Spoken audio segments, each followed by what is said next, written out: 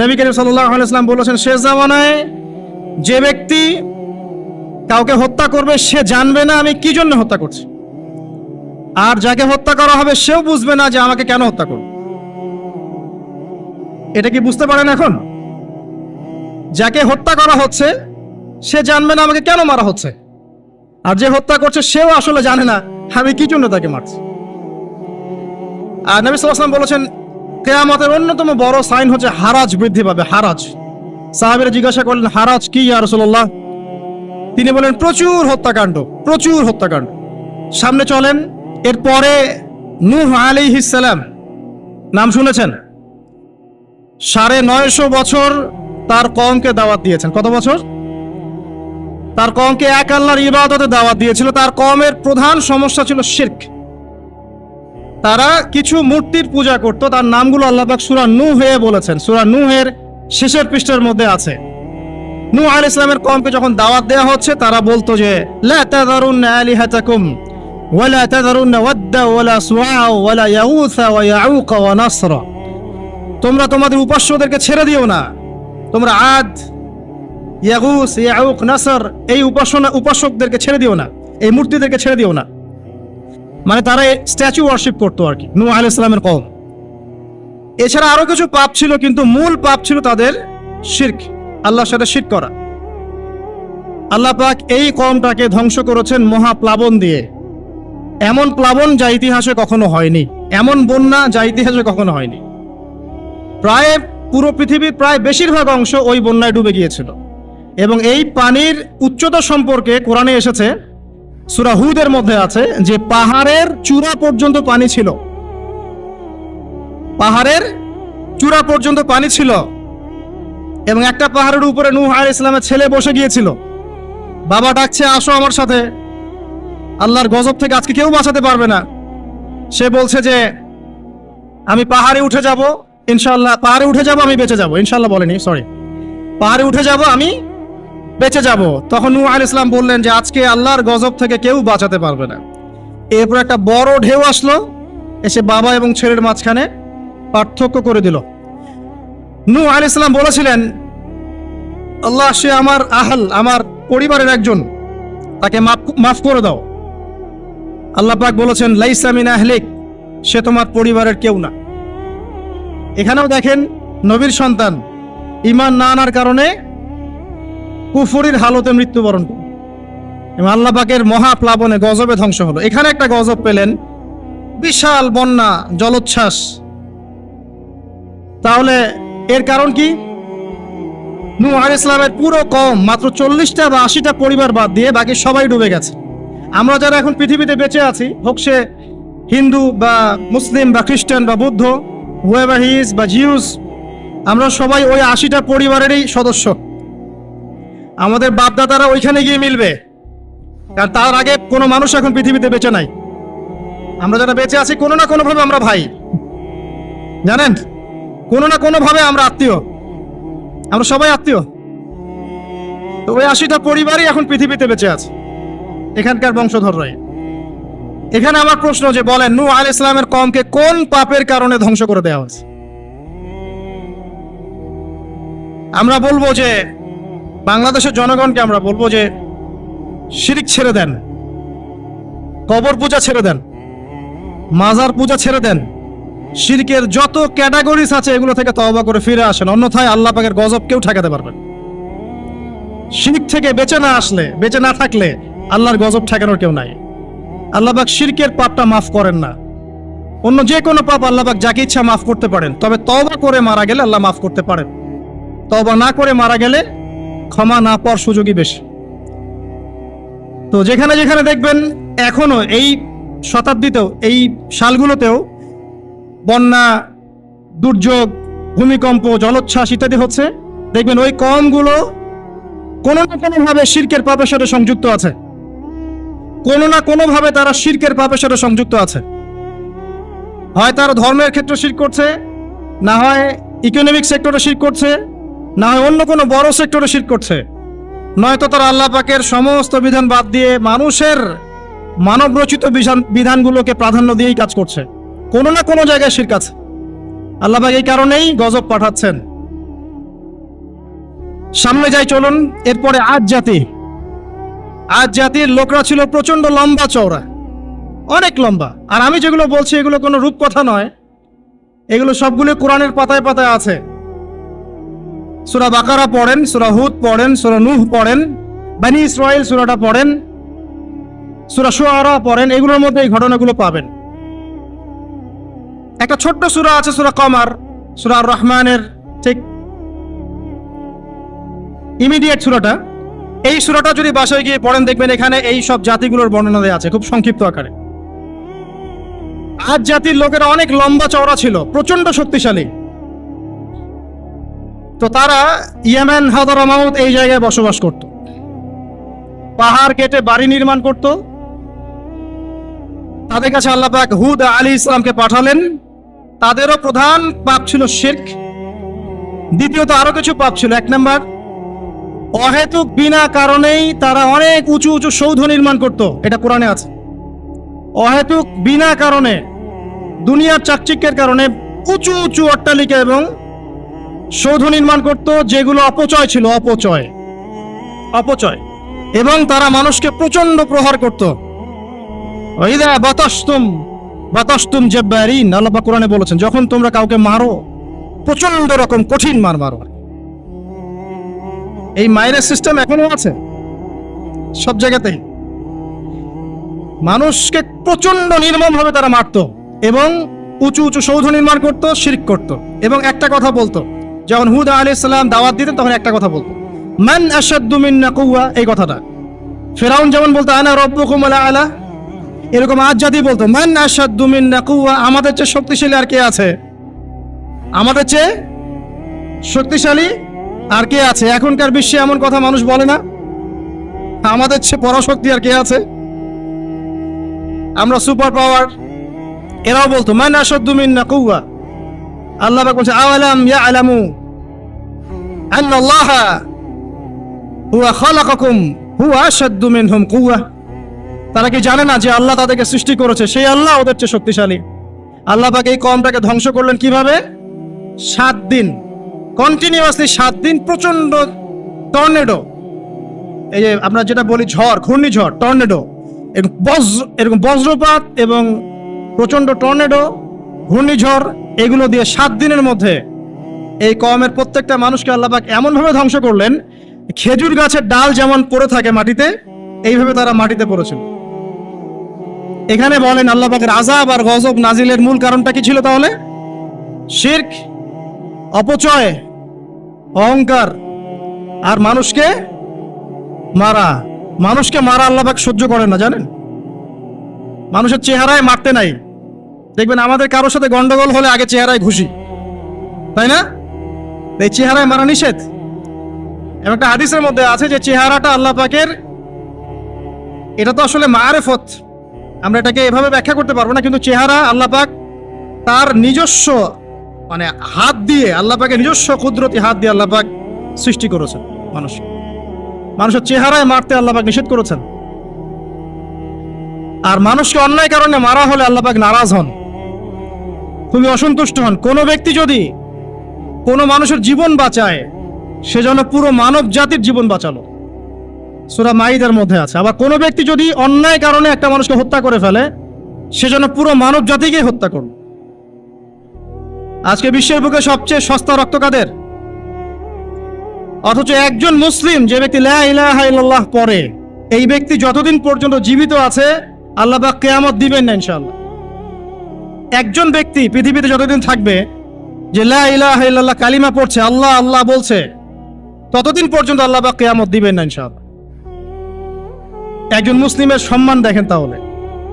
সেই মুসলিমদের রক্ত এখন সস্তা, চাইলেই যে কেউ মারতে পারে। ফান্তাজিরু, আল্লাহ পাক বলেছেন তোমরা অপেক্ষা করো। ওয়া ইন্না মাআকুম মিনাল মুনতাজিরিন, এবং আমরাও তোমাদের সাথে অপেক্ষা করছি। আল্লাহ পাক কোরআন এটা বলেছে। এরপরে সামনে যান, এরপরে জেনারেশন আসলো সামুদ জাতি। সামুদ আদ জাতির ভাই, একই রকম, ওরাও ফিজিক্যালি অনেক স্ট্রং, তাল গাছের সমান সমান লম্বা, পাহাড় কেটে কেটে বাড়ি নির্মাণ করে। এরাও শিরক করলো এবং একটা স্পেশাল পাপ করলো। সেটা কি? আল্লাহ পাকের একটা মুজিজা আল্লাহ পাক দান করলেন ওদেরকে, একটা উটনি, যেটা সালেহ আলাইহিস সালামের উটনি ছিল। তো আল্লাহর পক্ষ থেকে ইনস্ট্রাকশন ছিল যে এই উটনি তোমাদেরকে দুধ দিবে আর অনেক সুযোগ সুবিধা দিবে, আল্লাহ পাকের মুজিজা মিরাকেল, এটাকে নষ্ট করো না, ধ্বংস করো না। তখন সালেহ আলাইহিস সালামের কওমের কয়েকজন ব্যক্তি এই উটটাকে হত্যা করলো, উটের পা কেটে ফেললো, উটটাকে হত্যা করে ফেললো। আল্লাহ পাকের নিদর্শনকে অস্বীকার করার কারণে আল্লাহ পাক এদেরকে ধ্বংস করলেন। কিভাবে? বজ্রপাত, বিজলি দিয়ে। এখন দেখেন না বজ্রপাতে বহু মানুষ মারা যাচ্ছে, এটা নতুন না, কিন্তু এই বজ্রপাতে সামুদ জাতিকে আল্লাহ পাক ধ্বংস করেছে। তাহলে এই বজ্রপাত কি প্রাকৃতিক দুর্যোগ না আল্লাহর গজব? এই যুগের মিডিয়াগুলো তখন থাকলে বলতো যে সামুদ জাতি আজকে প্রাকৃতিক দুর্যোগে ধ্বংস হয়েছে, এবং নূহ আলাইহিস সালামের কওম প্রাকৃতিক একটা বড় বন্যায় ধ্বংস হয়েছে, এবং আজ জাতি ধ্বংস হয়েছে প্রাকৃতিক ঝড়ে। তারা কখনোই বলতো না আল্লাহর পক্ষ থেকে ঝড় এসেছে, আল্লাহর পক্ষ থেকে বজ্রপাত এসেছে, আল্লাহর পক্ষ থেকে প্লাবন এসেছে। বিকজ সবকিছু হয় প্রকৃতি থেকে, এখানে আল্লাহ বলতে কিছু নাই। তো প্রকৃতিকে, তার সংজ্ঞা কি, প্রকৃতি কে নিয়ন্ত্রণ করে, এর কত প্রকার কি কি, এগুলোও শিখান আমাদেরকে। বলে প্রকৃতি কত প্রকার, প্রকৃতি কি কি, কে একে নিয়ন্ত্রণ করে, সূক্ষ্মভাবে শিরকি আকীদা ঢুকিয়ে দেওয়া হয়েছে, সূক্ষ্মভাবে। যাই হোক, সামুদ জাতি ধ্বংস হলো কিভাবে? এইভাবে, বজ্রপাতে। আর ইদানিং বজ্রপাত বাড়ছে। এখান থেকে আপনারা বেঁচে থাকতে হলে শিরক থেকে বেঁচে থাকেন। এরপরে চলেন সামনে যাই, আরেকটা জাতি, শুআইব আলাইহিস সালামের কওম, তার নাম কওমে মাদিয়ান। কি নাম? মাদিয়ান। আমি কিন্তু গল্প বলছি আপনাদেরকে, শুনতে কি খারাপ লাগছে? কোরআন থেকে বলছি শর্ট করে। মাদিয়ান, তো মাদিয়ান কওম, তাদের পাপ ছিল তারা নবীদের সাথে তর্ক করত। যখন শুআইব আলাইহিস সালাম সুন্দর করে নসিহত করতেন, এবং শুআইব আলাইহিস সালাম খুব সুন্দর করে কথা বলতে পারতেন, তাকে আল্লাহ পাক বাচন ভঙ্গি দিয়েছিলেন, অত্যন্ত চমৎকার করে কথা বলতে পারতেন, সাজিয়ে গুছিয়ে যুক্তি দিয়ে। তো শুআইব আলাইহিস সালামের সাথে তারা খুব তর্ক করতো, 1 নাম্বার। 2 নাম্বার, শিরক করতো তারা, এবং আর 2টা বড় পাপ ছিল। 1, তারা মাপে কম দিত। কি করতো? এই পাপটাকে চেনা যায় বাংলার মানুষ, মাপে কম দেওয়ার পাপ। আচ্ছা, এই পাপে আমাদের চেয়ে এক্সপার্ট কেউ নাই মনে হয় পৃথিবীতে। আমরাই পৃথিবীর সবচেয়ে এক্সপার্ট যারা মাপে কম দিতে পারি। মাপে কম দেওয়া নিয়ে কিছু হাদিস আমি নিয়ে এসেছি, আপনাদেরকে শোনাবো ইনশাল্লাহ পরে। তো মাপে কম দিত, এবং একটা কাজ করতো, মানুষের সম্পদ অন্যায়ভাবে আত্মসাৎ করত। এই পাপটা চেনা যায়? দাড়ি টুপিওয়ালা মানুষদের কি এই পাপটা চেনা যায়? মানুষের সম্পদ অন্যায়ভাবে আত্মসাৎ করা। অনেক ক্ষেত্রে আমরাও এখানে জড়িত হয়ে গেছি না, আল্লাহ মাফ করুক। তো মানুষের সম্পদ অন্যায়ভাবে তারা আত্মসাৎ করত। এই আয়াতটা 8 বার কোরআনে আছে যে তারা মানুষের সম্পদ অন্যায়ভাবে আত্মসাৎ করত। আল্লাহ পাক এই কওমটাকে ধ্বংস করলেন কিভাবে? সবাইকে একটা জায়গায় সমবেত করলেন। প্রথমে বৃষ্টি হচ্ছে না, খুব খরা, বৃষ্টি হয় না খরা। এরপরে হঠাৎ আকাশে মেঘ দেখা গেল, সুন্দর মেঘ, মনে হচ্ছে শীতল বাতাস প্রবাহিত হচ্ছে, বৃষ্টি হবে। সবাই একটা মাঠে সমবেত হলো। হওয়ার পরে আল্লাহ পাক 1 মুহূর্তের মধ্যে ভূমিকম্প দিয়ে এদেরকে ধ্বংস করে। মনে রাখবেন, পৃথিবীতে সর্বপ্রথম যে কওমকে আল্লাহ পাক ভূমিকম্প দিয়ে ধ্বংস করেছেন তার নাম এই শুআইব আলাইহিস সালামের কওম, কওমে মাদিয়ান। কি নাম? কওমে মাদিয়ান। অতএব আপনারাও মাপে কম দিতে থাকেন, আর মানুষের সম্পদ অন্যায়ভাবে আত্মসাৎ করতে থাকেন, আর ভূমিকম্পের অপেক্ষা করতে থাকেন। যদি ভূমিকম্প নাজিল হয় আল্লাহর পক্ষ থেকে, তাহলে মনে রাখবেন এর পিছনে 2টা পাপ দায়ী মূলত। 1, পাপে কম দেওয়া, আর 2, মানুষের সম্পদ অন্যায়ভাবে আত্মসাৎ করা। এরপর সামনে যান, লুত, কওমে লুত, লুত আলাইহিস সালামের কওম।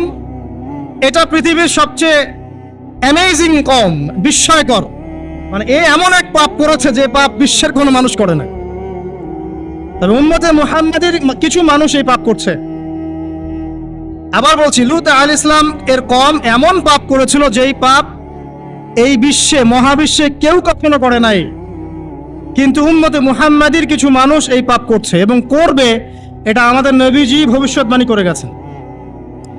সেটা হলো শিরকের সাথে সমকামিতা। সমকামিতা কি বোঝেন? ছেলে ছেলের সাথে যৌন সম্পর্ক স্থাপন করছে, নাউযুবিল্লাহ, এবং মেয়ের সাথে যৌন সম্পর্ক স্থাপন করছে, নাউযুবিল্লাহ। ইদানিং ছেলে ছেলে ব্যাপারটা কমছে, মেয়েটা বাড়ছে। দেখবেন মেয়ে এখন যৌন সম্পর্ক স্থাপন করছে। কিভাবে আমরা জানি না, এটা বুঝেও আসে না যে কিভাবে এটা পসিবল।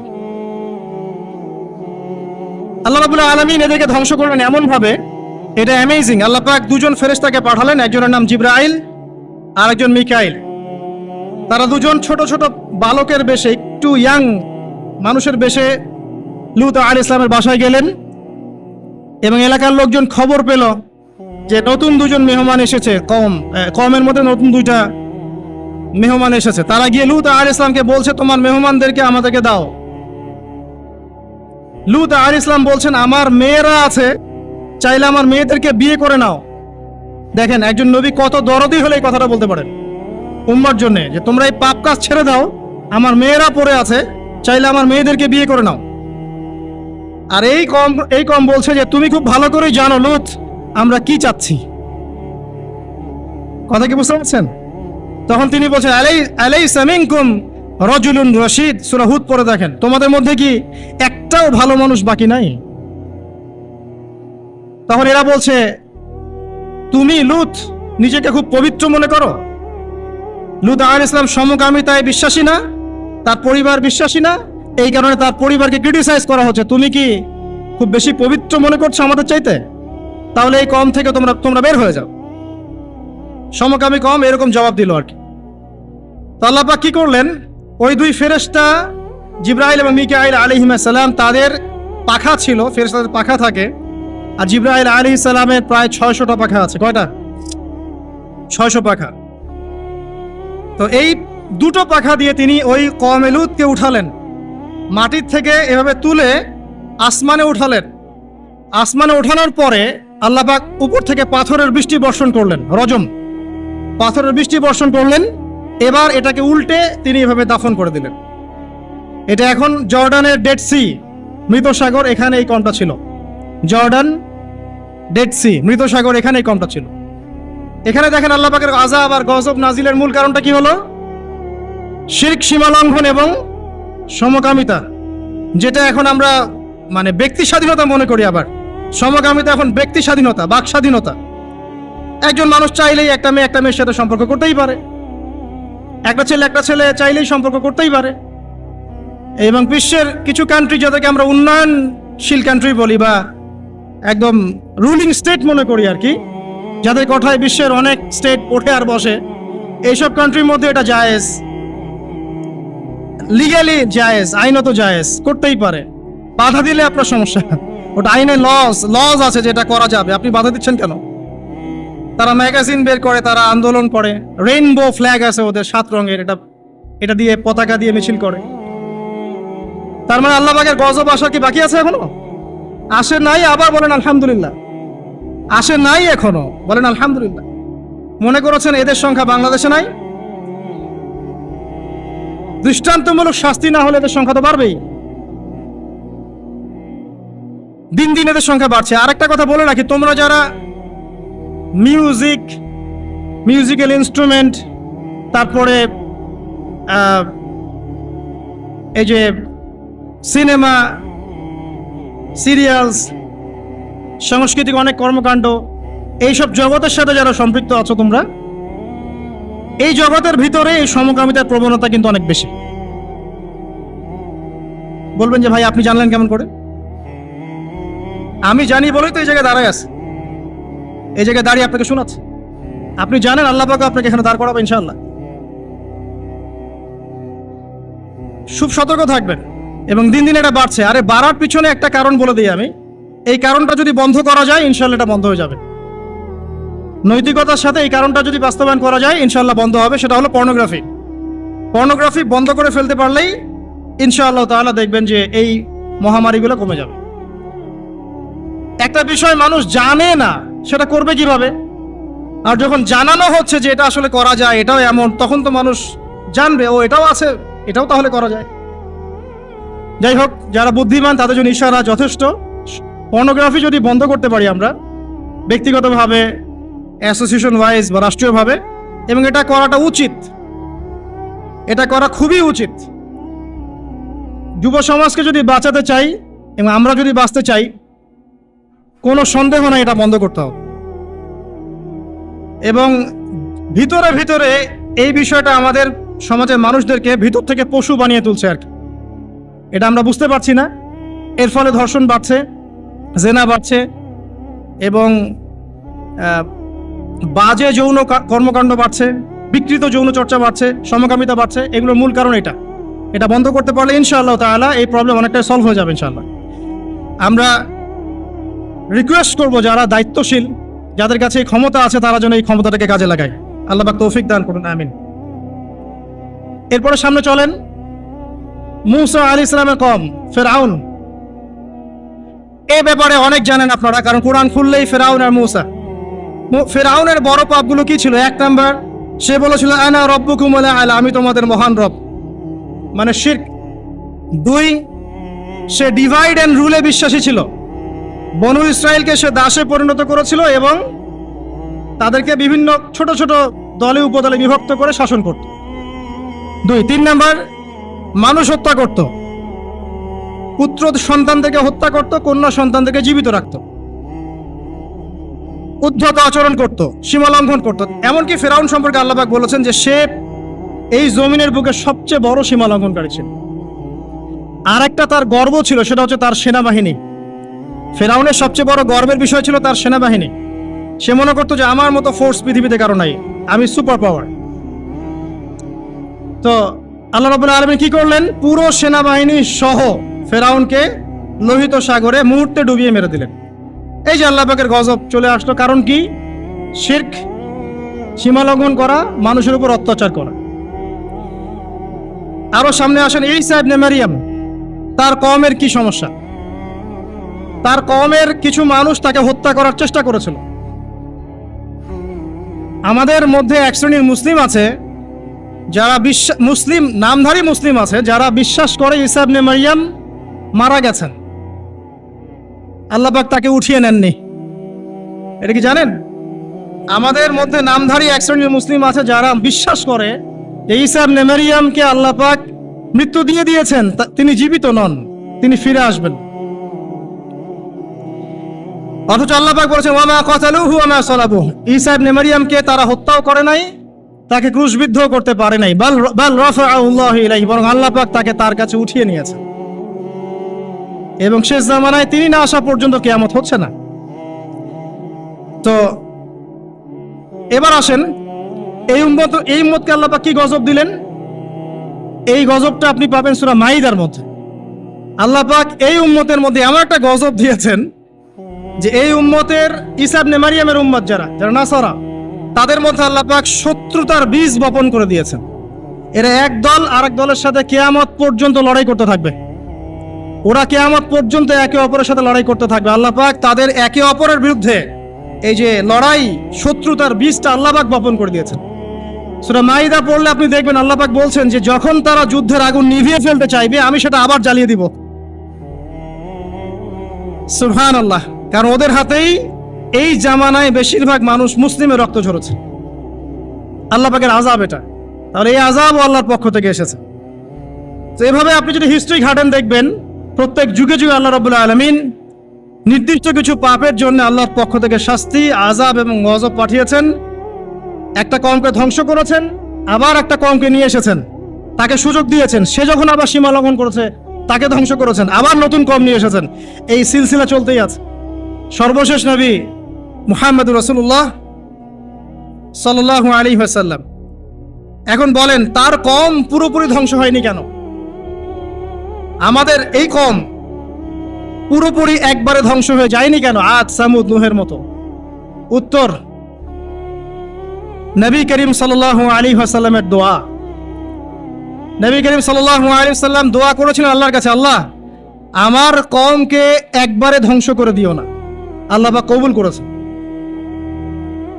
একটা দোয়া আছে সুপারিশ, শাফাআত, যে এই উম্মতের কোনো ব্যক্তি যদি শিরকের পাপ না থাকে সে ইনশাআল্লাহ তাআলা পরকালে নবী সাল্লাল্লাহু আলাইহি ওয়াসাল্লামের সুপারিশ পাবে এবং এই সুপারিশে সে জাহান্নাম থেকে বের হয়েও জান্নাতে চলে যাবে ইনশাআল্লাহ। আর একটা দোয়া ছিল, আল্লাহ আমার উম্মত যেন একে অপরের সাথে মারামারি করে না মরে, আল্লাহ পাক এই দোয়াটা কবুল করেন নাই। এই জন্য এই উম্মতের মধ্যে আপোষ ইখতিলাফ, মারামারি হানাহানিটা থাকবে, ঠিক আছে। তবে নবী করিম সাল্লাল্লাহু আলাইহি সাল্লামের সাথে যারা শত্রুতা করেছিল, আবু জাহেল, আবু লাহাব, উতবা, শাইবা, রাবিয়া, এরা যারা ছিল, আল্লাহ পাক এদেরকে কিন্তু ধ্বংস করেছে। বদরের কূপে এদের লাশ পাওয়া গেছে। এখন এই উম্মতের উপরে কি কি পাপের কারণে কি কি গজব আসতে পারে, এর দুই একটা আমি আপনাদের কাছে শোনাচ্ছি। এই উম্মতে মুহাম্মাদের উপরে কিছু কিছু পাপের কারণে আযাব আসবে। তার আগে আমি একটু বলতে চাই যে উম্মতে মুহাম্মাদের উপরে যে কোনো বিপদ আপদ, বালা মুসিবত আসলেই এটা যে আল্লাহর গজব, ব্যাপারটা এমন নয়। এখানে দুরকম বিষয় হতে পারে। এক, আল্লাহ পাক পরীক্ষা করছেন, আল্লাহ পাক মুমিন বান্দাদেরকে পরীক্ষা করছেন। অথবা দুই, আল্লাহ পাক আমাদের পাপের কারণে শাস্তি প্রদান করছেন। আগে আমরা দেখি যে কোন কোন পাপের কারণে আল্লাহ পাক শাস্তি দিতে পারেন। এরপর আমরা দেখব যে মুমিন বান্দাদের প্রতি আল্লাহ পাক পরীক্ষা নিলে সবর করলে কি প্রতিদান হবে ইনশাআল্লাহ। আর সর্বশেষে আমরা দেখব যে কি কাজ করলে আমরা এগুলো থেকে বেঁচে থাকতে পারবো এবং এমত অবস্থায় আমাদের করণীয় কি হবে। আসুন, সৈয়দ আলী রাদিয়াল্লাহু আনহু থেকে একটা হাদিস এসেছে তিরমিজিতে 2211 নম্বর হাদিস, যে আলী রাদিয়াল্লাহু আনহু থেকে বর্ণিত আছে, রাসূলুল্লাহ সাল্লাল্লাহু আলাইহি ওয়াসাল্লাম বলেছেন, হাদিসটা খুব ভালো করে শোনেন। রাসূলুল্লাহ সাল্লাল্লাহু আলাইহি ওয়াসাল্লাম বলেছেন, যখন আমার উম্মত এই 15টা পাপে লিপ্ত হবে, এই 15টা পাপে লিপ্ত হবে, তখন তাদের উপর আল্লাহর পক্ষ থেকে আযাব এবং গজব আসতে শুরু করবে। হাদিস আসলে অনেক আছে, কিন্তু সবগুলো বলার সময় থাকবে না, আমি মূল কয়েকটা বলছি, এগুলোর মধ্যে সব করে যাবে ইনশাআল্লাহ। যখন আমার উম্মত এই 15টা কাজ করবে, তখন তাদের উপর আল্লাহর পক্ষ থেকে আযাব এবং গজব অবধারিত আসবে। এক নাম্বার পাপ যখন এই উম্মতের মানুষ করবে, এক, যখন তারা গনিমতের মালকে ব্যক্তিগত সম্পদ মনে করবে। গনিমতের মাল বোঝেন? রাষ্ট্রীয় সম্পদ, পাবলিক প্রপার্টি, এটাকে যখন মানুষ ব্যক্তিগত সম্পদ মনে করে ব্যবহার করা শুরু করবে, এটা কি মিল পাওয়া যায়? আচ্ছা। 2 নাম্বার, যখন কারো কাছে আমানত রাখা হবে, আমানত, এবং সে এটাকে ব্যক্তিগত সম্পদ মনে করবে। বুঝতে পারছেন? আমানত রেখেছে, এটা খেয়ারত না করাটাই কর্তব্য, কিন্তু এটাকে যখন ব্যক্তিগত সম্পদের মতো মানুষ ইউজ করবে, শেষ করে ফেলবে, নষ্ট করে ফেলবে, তখন আল্লাহর আযাব আসবে। 3, যখন মানুষ যাকাত আদায় করাটাকে জরিমানা মনে করবে, যাকাত দিতে চাইবে না, যাকাতটাকে জরিমানা মনে করবে। কি সমস্যা, কি বার্ডেন, যাকাত আবার দেওয়া লাগে কেন? আমরা তো ট্যাক্স দেই। যাকাতকে মানুষ জরিমানা মনে করবে। একটু চিন্তা করে দেখবেন যে বাংলাদেশে কত % মুসলিম নামাজ পড়ে আর কত % মুসলিম যাকাত দেয়। শুধু যাকাতের টাকাগুলো যদি আমরা একত্রিত করতে পারতাম, বড় বড় মেগা প্রজেক্ট করা সম্ভব ছিল, অনেক বড় বড় প্রজেক্ট করা সম্ভব ছিল, অনলি যাকাতের টাকা দিয়ে। আর যাকাতের টাকা এক বছরে শেষ হয়ে যায় না, পরের বছর আবার ঘুরে আসবে। ঠিক আছে, ইসলামিক ইকোনমিক্সের বেইজই হলো যাকাত। এটা নিয়ে আমরা ইনশাল্লাহ আরেকদিন কথা বলব। 4 নাম্বার, যখন স্বামী, সমাজের স্বামী যারা আছে, এরা স্ত্রীদের আঁচল ধরে থাকবে। বুঝতে পারছেন? স্বামী স্ত্রীর আঁচল ধরে থাকবে, মানে স্ত্রীর অনুগত, স্ত্রী যা বলবে তাই। আচ্ছা, গায়রত নাই, মানে স্বামী পুরুষত্বের গায়রত নাই। 5 নাম্বার, যখন সন্তান মায়ের অবাধ্য হয়ে স্ত্রীর খেদমত করা শুরু করবে, যখন সন্তান মাকে দেখবে না, স্ত্রীকে দেখবে। পাচ্ছেন মিল সমাজে? আচ্ছা। 6 নাম্বার, যখন বাবার পরিবর্তে, পিতা, বাবার পরিবর্তে মানুষ বন্ধুদেরকে সম্মান করা শুরু করবে। বাবাকে সম্মান করবে না, ফ্রেন্ড সার্কেলকে সম্মান করবে। সুবহানাল্লাহ। এরপরে আসেন 7, যখন, আমার কথা রাগ করেন না, এটা হাদিসে আছে, যখন সমাজের নিকৃষ্ট মানুষদেরকে নেতৃত্ব দেওয়া হবে। এটা হাদিসে আছে, সমাজের নিকৃষ্ট মানুষকে যখন নেতৃত্বের আসনে বসাবে মানুষ, তখন সমাজে আল্লাহর গজব আসবে। হাদিস তিরমিজি 2211 নম্বর। এরপরে 8, নবী সাল্লাল্লাহু আলাইহি ওয়াসাল্লাম বলছেন যখন কোনো ব্যক্তিকে সম্মান করা হবে তার টর্চার থেকে বাঁচার জন্য, যখন কোনো মানুষের সম্মান করা হবে তার শাস্তি থেকে বাঁচার জন্য, মানে মানুষ মন থেকে সম্মান আসছে না, ভয়ে আপনি সম্মান করছেন, এই অবস্থা যখন আসবে তখন আল্লাহর আযাব আসবে। তারপরে 9, যখন মসজিদের মধ্যে দেখবেন অনেক মসজিদ আছে বাংলাদেশে, মসজিদের মধ্যে হট্টগোল বেড়ে যাবে, মসজিদের মধ্যে হট্টগোল বেড়ে যাবে, আর মসজিদগুলো হবে চাকচিক্যময়, হেদায়েত উঠে যাবে, মসজিদ হবে চকচকা তাজমহলের মতো এক একটা, কিন্তু হেদায়েত উঠে যাবে, মসজিদে হট্টগোল বেড়ে যাবে। 11, যখন পুরুষেরা রেশমি কাপড় পরবে, পুরুষেরা সিল্কের রেশমি কাপড় পরবে, পুরুষের জন্য স্বর্ণ আর রেশমি কাপড় পরা হারাম। এখন পুরুষের অনেকে স্বর্ণ পরে, রেশমি কাপড়ও পরে, এটা মহিলাদের জন্য জায়েজ। এরপরে 12, যখন প্রকাশ্যে মদ্যপান করা হবে, আর মদ্যপানের মধ্যে ভাই সিগারেটও পড়ে, আপনার গাঁজা ইয়াবা সবই পড়ে। যারা প্রশাসনে আছে, আমাদের এখানে অনেক ভাই প্রশাসনে আছে, তারা জানে যে মাদকদ্রব্য নিয়ন্ত্রণ করতে তাদেরকে কত হ্যাসেল পোহাতে হয়, আর এমন এমন কেস আসে যে মানুষ আপনি কল্পনা করতে পারবেন না। যে আমি একবার বলেছিলাম যে এমন একটা যুগে আমরা বাস করছি যে এমন পাপ মানুষ করছে এখন যা না কোনো চোখ দেখেছে, না কোনো কান শুনেছে, না কোনো মন কল্পনা করেছে, এমন পাপ করছে মানুষ। যখন প্রকাশ্যে মদ্যপান করা হবে, এবং লাস্টের 2টা হচ্ছে 13, যখন বাদ্যযন্ত্রের সংখ্যা বেড়ে যাবে, বাদ্যযন্ত্রের চর্চা বেড়ে যাবে, এবং সর্বশেষ যখন গায়িকাদেরকে সম্মান করা হবে, এবং উম্মতের শেষের দিকের লোকেরা, মানে আমরা উম্মতের প্রথম দিকের লোকদেরকে গালিগালাজ করব। বুঝতে পারলেন? যখন মাদকদ্রব্য প্রকাশ্যে পান করা হবে, যখন আপনার রেশমি কাপড় পুরুষেরা পরবে, যখন বাদ্যযন্ত্র তৈরি করা হবে, চর্চা করা হবে, এবং গায়িকাদেরকে সম্মান করা হবে, এবং যখন এই উম্মতের শেষের মানুষেরা উম্মতের প্রথম দিকের মানুষদেরকে গালিগালাজ করবে।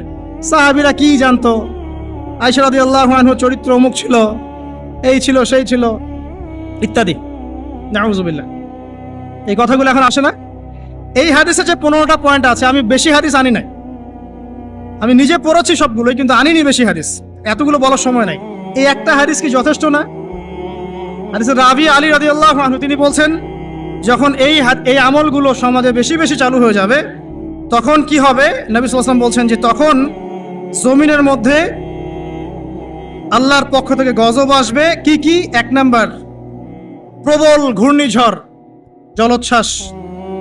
2, আগুনও বর্ষণ হতে পারে, হাদিসে আসছে। 3, ভূমিকম্প হবে বেশি বেশি। 4, মানুষের আকৃতি পরিবর্তন হয়ে যাবে, মানুষের আকৃতি পরিবর্তন হয়ে যাবে। এই হাদিসটা আমি আপনাদের জন্য এনেছিলাম। এরপরে আসেন, আরেকটা হাদিস আছে, এইটাতে যাওয়ার আগে আমি কোরআনের একটা আয়াতে যাচ্ছি, সূরা রুমের 41 নম্বর আয়াত। আল্লাহ পাক এই আয়াতে বলছেন আযাব নাজিল হওয়ার একটা কারণ, যাহারাল ফাসাদু ফিল বাররি ওয়াল বাহরি বিমা কাসাবাত আইদিন নাস, এটা একটা কারণ। জলে এবং স্থলে যত বিপর্যয় ছড়িয়ে পড়েছে এগুলো মানুষের হাতের কামাই। তার মানে যত ফাসাদ ছড়াবে সবকিছু আল্লাহর পক্ষ থেকে নয়, এখানে মানুষেরও হাতের কামাই থাকবে। এখন আপনি দেখেন, পরিবেশ দূষণ করছে কারা? মানুষ। বনভূমি উজাড় করছে কারা? মানুষ। এই যে কার্বন মনোক্সাইডের পরিমাণ বাড়ছে বাতাসে, এগুলো কারা বাড়াচ্ছে? জিন, মানুষ। অর্থনীতির মধ্যে ফাসাদ কে করছে? সুদের মধ্য দিয়ে অর্থনৈতিক সিস্টেমে ফাসাদ কে ডেকে এনেছে? মানুষ।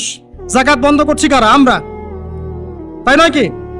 আপনি দেখেন সোশ্যালি যে সমস্যাগুলো হচ্ছে, এই যে জমি নিয়ে সমস্যা, আত্মীয়তার বন্ধন নিয়ে সমস্যা, টাকা পয়সার সমস্যা, পদের লড়াই, ক্ষমতার লড়াই, কারা করছে এগুলা? জিন শয়তান, মানুষ। এটা হচ্ছে কোরআনের এই আয়াতের ব্যাখ্যা, যে জলে এবং স্থলে যত বিপর্যয় এগুলো মানুষের হাতের কামাই। তার মানে মানুষেরও এখানে প্রচন্ড রকম দোষ আছে। অন্যথা আল্লাহ পাক তো আর এখানে এমনি এমনি গজব পাঠাতেন না।